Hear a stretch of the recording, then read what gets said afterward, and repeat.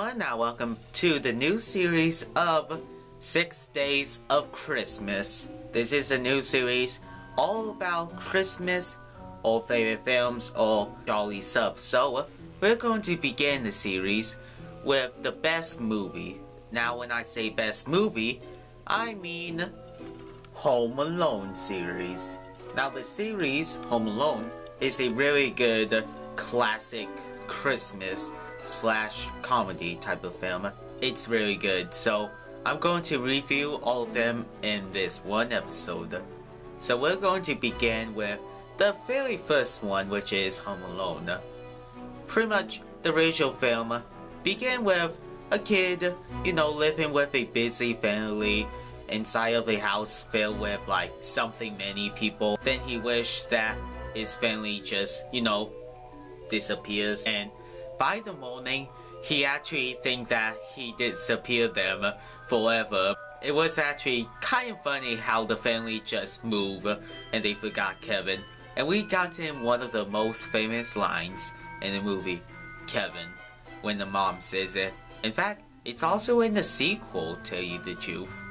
That one joke. Then Kevin, celebrate like a little boy, having fun until robbers come. And they want to rob the house. Now these robbers are the water bandits, leaving water in the house, and I guess the house is going to get flooded at the basement to the roof, I guess. Then when you get around to the couple minutes, the final act to the film, it gets downright hilarious. I mean, that one scene when one of the robbers opens the door, then fire is going on their head, and they would scream, "Aah!" Then he goes into the snow to get the fire out, and it left him the bolts on. It's hilarious. Or the one scene where the guy put his foot on the nail, then he looks down, then ah! Now that what I call hilarious. In fact, the jokes also appear in 2, 3, and 5. Why not 4? I will talk about it later. And also there's a subplot, I believe, where this mom is traveling down back home to stay with Kevin. And after that, then the whole entire family came down back to the house to celebrate Christmas. It's a classic film. I mean, so classic that I found out that the movie series been influenced by The Red Chief. Pretty much a book about a kid and with 2 robbers, and they both are pretty similar. Then Home Alone 2 came out next year after Home Alone 1, and Home Alone 2 expands the idea. Instead of being home stuck with nobody, instead he's at New York. Yes, even the Statue of Liberty screams. And Home Alone 2 is a pretty good sequel. I mean, one of the best sequels ever made, besides 3, which is a good other sequel. Then there's a subplot about the guy who gives all of his money away to a kids hospital, and I found that pretty sweet. And the bad guys are back again, and the chaps are funny again. In fact, the brick scene is hilarious. The toilet scene when the toilet just explodes is hilarious. And also, it's just a good trap again. And also, Home Alone 2 stars Tim Curry. That's right, the legend Tim Curry, the guy who plays as Frankenfutter, also plays in this. And he does a good job. He's mostly like a Grinch cameo type of person if the Grinch was in real life. But he does a good job playing in the film. And there's a funny joke in it with him kissing the other people. So anyways, the sequel Home Alone 2, it's a good sequel.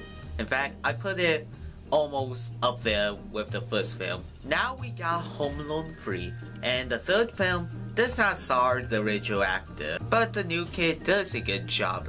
Instead of having the same family, it's a different family. Like a brother or a sister. In fact, he has both a brother and sister. And I find the film a good sequel. In fact, the traps are hilarious. There's 2 more Roberts, making that there are 4 Roberts instead of 2. And also there's a plot saying about a chip being in a monster truck toy. And I find that plot interesting. And the kid has chicken pox, making that it's kind of like, I believe, a plot point in the story. But it's a good plot point because the ending of the film has the Roberts with the chicken pox, making that it's a good joke. This film is a really good sequel. In fact, it's my all-time favorite sequel. In fact, it goes up with the first film, and that's actually surprising. In fact, it might be a tiny bit better than the first film, but the first film is still a classic. Now, after that film, we got in Home Alone 4. Oh my god, it's so bad. I mean, when I say so bad, I mean it's so boring. In fact, I find it as the term a bad sequel. Pretty much, in a nutshell version, it's not really a Home Alone film. In fact, it feels more like a rip-off type of film. You know, the guy who never saw Home Alone. It's just a cheap cash grab. And the funny traps, if you say that, there's none of the funny traps. If you don't have the funny traps, you cannot call it a Home Alone film. I feel like the film was originally not a Home Alone film, but until they just slapped the name Home Alone. And overall, it deserves a thumbs down. Then finally, we got to number 5. And number 5 is a good film. Not gonna lie, it's actually an interesting film and a good one. It's better than the 5th film, but I'm not exactly too sure if it's better than the 2nd film, but it is way better than the 5th film. In fact, it returns the face, you know, this face. And I need to say, Christopher Lee does a good job in it.